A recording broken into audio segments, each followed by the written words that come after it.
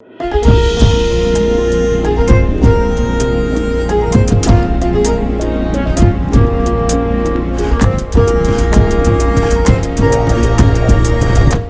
ሰላምታችን በእያላችሁበት ይድረሳችሁ ውድ የፈታ ቤተሰቦች እንደምን ቆይታችኋል?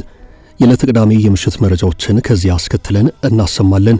በቅድሚያም ዋና ዋናዎቹን ኢትዮጵያ አዲስ ዘመናዊ ተዋጊ ድሮን በእጇ ያስገባች መሆኑን የሚያመላክት አንድ መረጃ ወጥቷል። ዜና ጥንቅራችን በዚህ ዙሪያ ዝርዝር መረጃ ይኖረዋል። ድሮኑ የየት ሀገር ስሪት ነው? የቴክኖሎጂ ደረጃውስ ምን መሳይ ነው? እንመለስበታለን።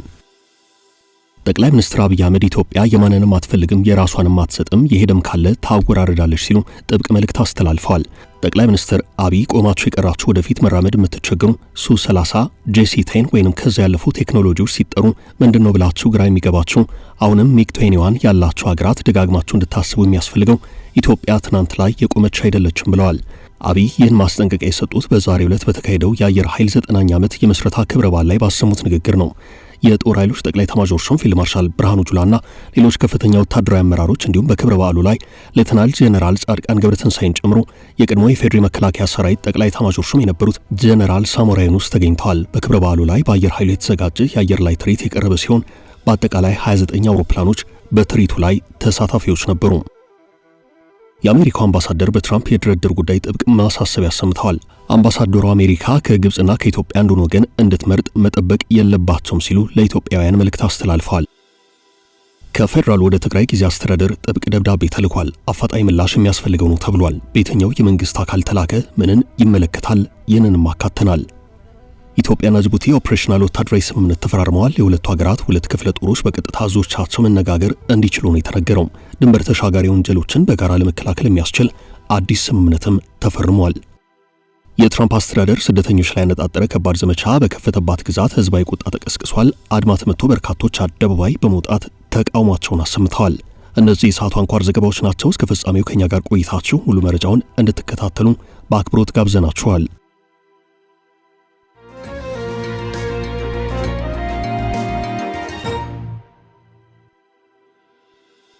በኢትዮጵያ እጅ የገባው አዲሱ ድሮን የኢትዮጵያ አየር ኃይል 9ኛ ዓመት የምስረታ ክብረ በዓሉን እያከበረ ባለበት በአሁኑ ሰዓት እጅግ የዘመነ አንድ ስመጥር ተዋጊ ድሮን ከኢትዮጵያ እጅ መግባቱ ተሰምቷል። ይህ ድሮን ኦሪዮን ኢ የሚባል ሲሆን ዲፌንስ ብሎግ የወሬ ምንጭ ባሰራጨው ዘገባ እንዳመላከተው ከሆነ ድሮኑ ሩሲያ በሶሪያ ባካሄደቻቸው ውጊያዎች እንዲሁም በዩክሬን እያካሄደች ባለችው ዘመቻ ጥቅም ላይ የዋለ ነው። ይኸው ዘመናዊ የውጊያ ድሮን ከአየር ኃይል 9ኛ ዓመት የምስረታ በዓል ጋር በተያያዘ እየተካሄደ ባለው የኤቪዬሽን ኤክስፖ ላይ የታየ ሆኗል።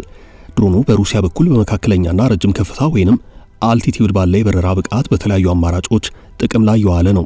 በሩሲያ የሰው አልባ የጦር አውሮፕላን አምራች ኩባንያ የተመረተው ይህ ድሮን ወደ ስራ የገባው የዛሬ 10 ዓመት በ2016 የፈረንጆቹ ዓመት ነው። እስካሁን ባለው ሁናቴ ሩሲያ ይህንን ድሮን ለሌላ ሀገር ስለመሸጧ የወጣ መረጃ የለም። በኢትዮጵያ ሲታይ የመጀመሪያው ነው ተብሏል። ዲፌንስ ብሎግ በዚሁ ዘገባው ኦሪዮን ድሮን ኤሌክትሮኦፕቲካልና ኢንፍራሬድ ሴንሰርስ የተባሉ ለስለላና መረጃ ስብሰባ የሚያገለግሉ ቴክኖሎጂዎችን የታጠቀ ነው። ድሮኑ በቴክኖሎጂው የታዘዙ ከሰማይ ወደ ምድር የሚወነጨፉ ወይንም ጋይድድ ኤር ቱ ግራውንድ ተተኳሾችን ጥቅም ላይ ለማዋል ያገለግላል ተብሏል። ኦሪዮን ኢ የተባለው ይህ ሩሲያ ሰራሽ የውጊያ ድሮን እስከ 7500 ጫማ ድረስ ከፍ ብሎ በመብረር ከ24 ሰዓት በላይ አየር ላይ መቆየት ይችላል።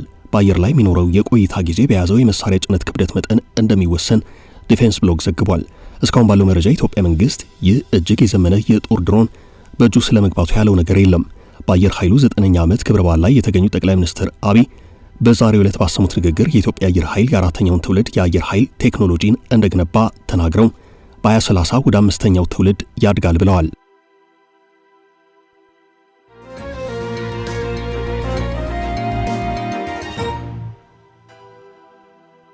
የሄደውን እናወራርዳለን።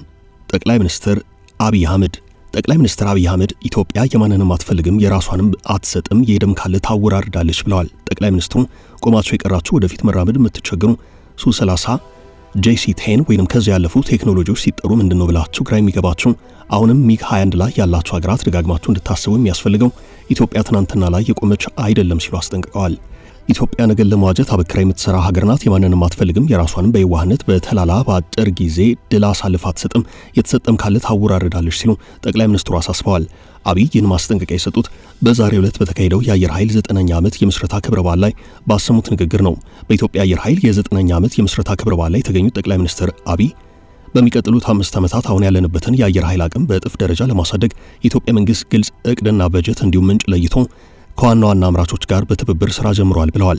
ከአየር ጥቃት ኢትዮጵያን ለመከላከል የሚያስችሉ በርካታ ቴክኖሎጂዎችን ለመታጠቅ ብቃታችንን ከፍ ለማድረግ ሰርተናል ያሉ ሲሆን በ2030 ወደ 5ኛው ትውልድ የሚሸጋገር በቁጥርም ከተዋጊ አንጻር አሁን ያለውን በእጥፍ ቁጥር የምናሳድግ ይሆናል ብለዋል። ዛሬ የ4ኛውን ትውልድ የመዋጋት ብቃት የገነባ ነው። አየር ኃይላችን በ2030 ወደ 5ኛው ትውልድ የሚሸጋገር በቁጥርም ከተዋጊያን አንጻር አሁን ያለው በእጥፍ ቁጥር የምናሳድግ ይሆናል ብለዋል። በአየር ኃይል መብቃት ማሳደግ የሚያስፈልግበት ዋናው ምክንያት በስጋና በአጥንት ድል ማስመዝገብ ያደረ የቀረ ስርዓት ስለሆነ በተኩስ አቁም፣ በፕሬሲዥን፣ በቴክኖሎጂ ብዙ ምሽጎች ማፍረስና ውጊያ ማሳጠር ታሳቢ ያደረገ አቅጣጫን እንከተላለን ብለዋል። እያንዳንዱ ኢትዮጵያዊ ውድ ስለሆነ ቴክኖሎጂን በመጠቀም የሰው ሕይወት በመቀነስ የምንፈልገውን ድል ለመጎናጸፍ እንዲያበቃም በሚቀጥሉት 5 ዓመታት ቢያንስ አሁን ያለው አቅማችንን በእጥፍ እናሳድገዋለን ብለዋል። ጠቅላይ ሚኒስትር አብይ አከል አድርገውም ኢትዮጵያ ለወዳጆቿ በሯን እየከፈተች በትብብር ለመስራት አብሮ ለማደግ ለመማማር ሰፊ ጥረት እያደረገች ትገኛለች። በዚያው ልክ ለጠላቶቻችን በራችን በቅጡ መዘጋቱን ማረጋገጥ ያስፈልጋል ብለዋል። ባለፉት 100 ዓመታት ጠላቶቻችን ከቅርብና ከሩቅ የኢትዮጵያን አጠቃላይ አቅም ለማዳከም ስትራቴጂክ ጥቅሞቿን ለማደናቀፍና ጥቅሞቿን ለመጋራት በብዙ ደክመዋል፣ በብዙ ሰርተዋል። ያ እንዳይደገም ወዳጆቻችን በራችን ክፍት ነው። በትብብር አብሮ ለመስራት አብሮ ለማደግ ያለንን ቁርጠኝነት አረጋግጣለሁ ብለዋል። ጠላቶቻችንን በሚመለከት ግን የኢትዮጵያን ክብር፣ የኢትዮጵያን አንድነት፣ የኢትዮጵያን ብሔራዊ ጥቅም ለማስጠበቅ ተኝተን የማናደር መሆኑን በድጋሚ ያረጋግጣለሁ ብለዋል።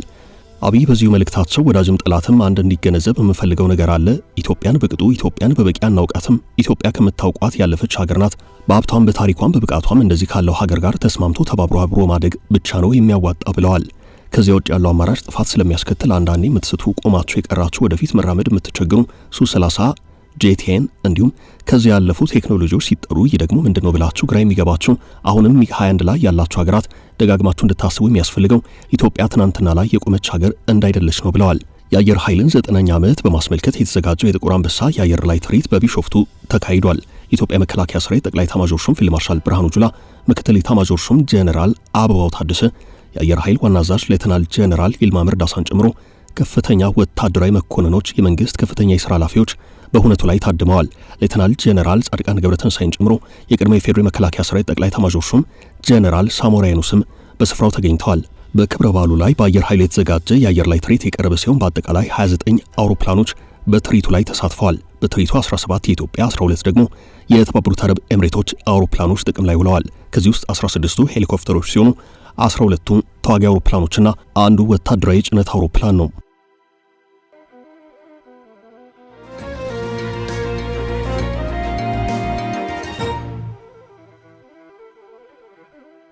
ወደ ትግራይ ተላከው ጥብቅ ደብዳቤም ከፌደራል ወደ ትግራይ ጊዜ አስተዳደር ጥብቅ ደብዳቤ ተልኳል። ደብዳቤ የተላከው በኢትዮጵያ ብሔራዊ ምርጫ ቦርድ ሲሆን የምርጫ ክልልና የምርጫ ጣቢያ ጽሕፈት ቤቶችን እንዲያዘጋጅ ማድረግን የሚጠይቅ ነው። በጊዜው በነበረው ጦርነት በአገር አቀፍ ደረጃ የተካሄደው 6ኛው አገር አቀፍ ምርጫ በትግራይ አልተካሄደም። ህወሓት በራሱ መንገድ ያካሄደው ምርጫ የፌደራሉ መንግስት እንዲቀበለው ጥረት ቢያደርግም ውድቅ በመደረጉ የፕሪቶሪያውን ስምምነት ተከትሎ ክልሉ እስከ መጪው 7ኛ አገር አቀፍ ምርጫ ድረስ በጊዜ አስተዳደር እየተመራ ይገኛል። ክልሉ ከጊዜ አስተዳደር እንዲወጣና ህዝቡ ራሱ በመረጠው ተወካዮቹ እንዲተዳደር፣ ህዝቡን በፌደራል ደረጃ የራሱ ወኪል እንዲኖረው በዘንድሮ 7ኛ አገር አቀፍ ምርጫ እንዲያካሄድ ስምምነት ላይ ተደርሷል። በክልሉ በርካታ ፓርቲዎች ህጋዊ እውቅና አግኝተው እየተንቀሳቀሱ ነው። በትግራይ ግማሽ ክፍለ ዘመን የፖለቲካ ፓርቲነት ታሪክ ያለው ህወሓት ግን ለምርጫ ብቁ የሚያደርገውን ወሳኝ መስፈርት አላሟላም። በዚህ መሃል የኢትዮጵያ ብሔራዊ ምርጫ ቦርድ በሌተናል ጄኔራል ታደሰ ወረደ የሚመራው የትግራይ ጊዜ አስተዳደር ክልሉን ለምርጫ ዝግጁ ከሚያደርጉ ጉዳዮች መካከል አንደኛውን በመጥቀስ ዝግጁ መሆኑን አሳውቁኝ ሲል ጠይቋል። ብሔራዊ ምርጫ ቦርድ በ2018 ዓ.ም 7ኛው ዙር ጠቅላላ ሀገራዊ ምርጫ በአገር አቀፍ ደረጃ ግንቦት 24 ቀን 2018 ዓ.ም ለማካሄድ የጊዜ ሰሌዳ አውጥቶ የቅድመ ዝግጅት ስራዎችን እያከናወነ ይገኛል ያለው ደብዳቤው የደብዳቤ ቁጥርን በመጥቀስ በታህሳስ 3 ቀን 2018 ዓ.ም የምርጫ ክልልና የምርጫ ጣቢያ ጽሕፈት ቤቶች እንዲዘጋጁ መጠየቁን አስታውሷል።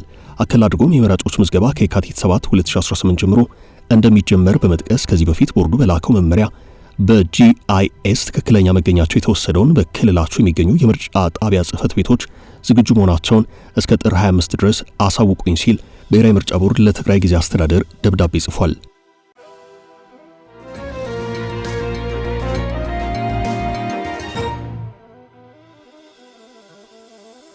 ትራምፕ አብይና አልሲሲን አያደራድሩም። የአሜሪካው አምባሳደር በትራምፕ የድርድር ጉዳይ ጥብቅ የማሳሰቢያ መልእክት ሰደዋል። አምባሳደሩ ኢትዮጵያውያን ከግብጽና ከኢትዮጵያ አሜሪካ አንዱን ወገን እንድትመርጥ መጠበቅ የለባቸውም ብለዋል። የቀድሞ የአሜሪካ የውጭ ጉዳይ ሚኒስትር የአፍሪካ ጉዳዮች ረዳት ሚኒስትር ኢትዮጵያን ጨምሮ በተለያዩ ሀገራት የአሜሪካ አምባሳደር ሆነው ያገለገሉት አንጋፋው ዲፕሎማት ቲቦር ናጂ በሁለተኛው የትራምፕ አስተዳደር ጊዜ የውጭ ጉዳይ ሚኒስትር የማኔጅመንት ምክትል ጸሐፊ ሆነው አገልግለዋል። አምባሳደሩ ከዘ ሪፖርተር ጋር በነበራቸው ቆይታ ከሶማሊላንድ የሀገርነት ዕውቅና በሚደግፉት አቋማቸው አንስተው በሰጡት ማብራሪያ የኢትዮጵያና ግብጽን ጉዳይ በተመለከተ ማስተያየት ሰጥተዋል። አምባሳደሩ አባይ በአፍሪካ የ9 ሀገራትን ጥቅም እንደሚነካ በጀማመሩበት አስተያየታቸው ዋናው ፍጥጫ በግብጽና በኢትዮጵያ መካከል ሲሆን ሱዳንም በተወሰነ ደረጃ መሃል ገብታለች ብለዋል። ግብጽ በመካከለኛው ምስራቅ ባላት ሚናና በጋዛ ውስጥ ባለው ቀጣይ ቀውስ ምክንያት ለአሜሪካ ቁልፍ አጋር ነች። ይህ በእንዲህ እንዳለ ኢትዮጵያ ለአፍሪካ ቀንድ ሰላምና መረጋጋት ቁልፍ ሚና ትጫወታለች ብለዋል። አምባሳደሩ በግብጽና በኢትዮጵያ መካከል ሰላም ጥሩ ውጤት ይኖረዋል ያሉ ሲሆን በህዳሴው ግድብ ላይ የሚደረግ የጋራ ስምምነት በተለይ በግድቡ ግንባታ በዘለለ የሚለቀቀው የውሃ መጠን ላይ ትኩረት ካደረገ ውጥረቱን ያበርዳል ብለዋል። ትራምፕ ለግብጽ ባጋደለው አድሏዊ አካሄድ በተመለከተ አምባሳደሩ ሲናገሩ ኢትዮጵያውያን በግብጽና በኢትዮጵያ መካከል አሜሪካ ኢትዮጵያን እንድትመርጥ በፍጹም መጠበቅ የለባቸውም ብለዋል። ምክንያቱም ለአሜሪካ የውጭ ጉዳይ ፖሊሲ ግብጽ የበለጠ ጠቃሚ ናት ብለዋል። ብዙ ኢትዮጵያውያን በዚህ ደስተኛ እንደማይሆኑም አውቃለሁ ሲሉ ተናግረዋል። ሆኖም ታማኒ አስታራቂ ለመሆን አሜሪካ ገለልተኝነትና ተጨባጭነትን ማሳየት አለባት ሲሉ የጠቆሙ ሲሆን ቲቦር ናጂ ቀጥል አድርገውም ትራምፕ በግብጽና ኢትዮጵያ ድርድር ውስጥ ራሳቸው በግል አይሳተፉም ብለዋል። የአሜሪካው ፕሬዝዳንት ስራ በቀን በ10 ደቂቃ ክፍሎች የተከፈለ ነው ያሉት አምባሳደሩ አብዛኛውን ጊዜ የሚያጠፉት በሀገር ውስጥ ጉዳዮች ላይ ሲሆን የተወሰነውን በውጭ ፖሊሲ ላይ ብቻ ያተኩራሉ ብለዋል።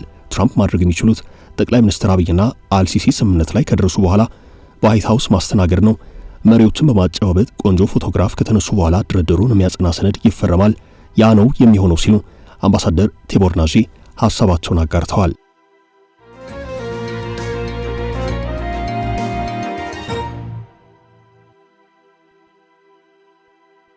የኢትዮ ጅቡቲ ወታደራዊ ስምምነት። ኢትዮጵያና ጅቡቲ ወታደራዊ ስምምነት ተፈራርመዋል። ስምምነቱን የሰሜን ምስራቅ እዝ ዋና አዛዥ ሌተናል ጄኔራል አሰፋ ቸኮልና በጅቡቲ የሰሜን ምዕራብ ግንባር አዛዥ ኮሎኔል አሊ ሸሚ ተፈራርመዋል።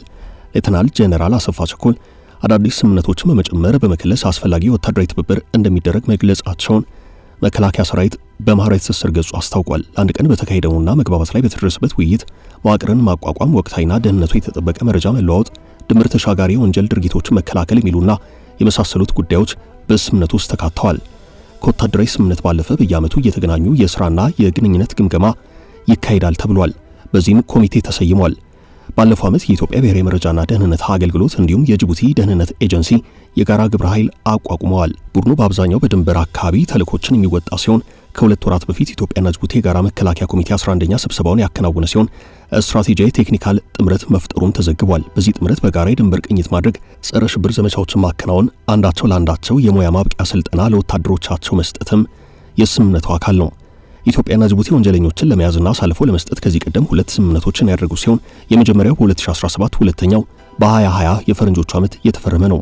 ሁለቱ ሀገራት በአንዳቸው ሀገር ተፈላጊ ሆነን በተለይ በሽብር የሚፈለግ ወንጀለኛ አሳልፈው የመስጠት ውል አላቸው።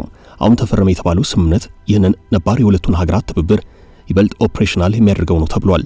የጅቡቲና የኢትዮጵያ የሰሜን ምስራቅና ምዕራብ እዞች በቀጥታ የሚገናኙበት መስመር የተዘረጋ ሲሆን የእዙ አመራሮች በቀጥታ እየተነጋገሩና እየተናበቡ ተልኳቸውን ይመራሉ ተብሏል።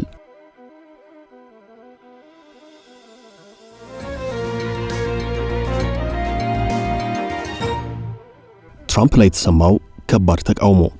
የትራምፕ አስተዳደር ስደተኞች ላይ ያነጣጠረ ከባድ ዘመቻ በከፈተባት ግዛት ህዝባዊ ቁጣ ተቀስቅሷል። አድማ ተመቶ በርካቶች አደባባይ በመውጣት ተቃውሞ አሰምተዋል። በአሜሪካ ሚኔሶታ ግዛት በመቶዎች የሚቆጠሩ ተቋማት ተዘግተው በሺዎች የሚቆጠሩ ሰዎች ከባዱ ቅዝቃዜ ሳይበግራቸው በአደባባይ ድምጻቸውን አሰምተዋል።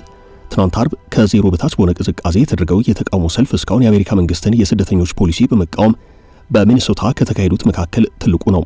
በርካታ የንግድ ተቋማት ቢሮዎቻቸውን ዘግተው ተቃውሞውን ተቀላቅለዋል። የአሜሪካ የስደትና የጉምሩክ ተቆጣጣሪ ተቋም አይስ መኮንኖች በሚኔሶታ ግዛት ውስጥ እያካሄዱት ባለው አሰሳ ምክንያት ነዋሪዎች ስጋት ውስጥ ገብተው ከእንቅስቃሴ በመቆጠባቸው ስራና ንግድ ቀንሶ ጫና መፈጠሩን የተቋማት ባለቤቶች ይናገራሉ። ስጋት የተፈጠረው መንግስት ህገወጥ በሚላቸው ብቻ ሳይሆን የአሜሪካ ዜግነት ያገኙና ህጋዊ ሰነድ ባላቸው የውጭ ዜጎች ላይ ጭምር ተጽዕኖ በመክበዱ ነው። የአይስ አባላት በግዛቲቱ መገኘት በርካታ የሚኔሶታ ነዋሪዎችን ያስቆጣ ሲሆን በዚህ ምክንያት እነርሱና ሌሎች የፌዴራል መንግስታት ባለስልጣናት የሚያካሂዱትን ዘመቻ ተቃውመዋል። ከቀናት በፊት በግዛቲቱ የሚገኙ የትምህርት ቤት ባለስልጣናት እንዳሳወቁት ተቆጣጣሪዎቹ እድሜያቸው ከ5 እስከ 17 የሚደርሱ ታዳጊዎችን ሳይቀር ይዘው ወስደዋል። ሲቢኤስ እንደዘገበው ደግሞ በደቡባዊ ሚኒያፖሊስ ከሰነድ አልባ አባቱ ጋር በመኪና እየሄደ የነበረ የ2 ዓመት ህፃንም ተይዟል። ውድ ቤተሰቦቻችን ለዛሬ ያዝንላችሁን ርዕሰ ጉዳዮች እዚህ ላይ ቋጨን። ላይክ፣ ሼር እና ኮሜንት በማድረግ ለቻናላችን ድጋፋችሁን መግለጽ እንዳትዘነጉ እያልን ከሌሎች መረጃዎች ጋር ደግመን እስክንገናኝ ቸር ያሰማን ስንል ተሰናበትን።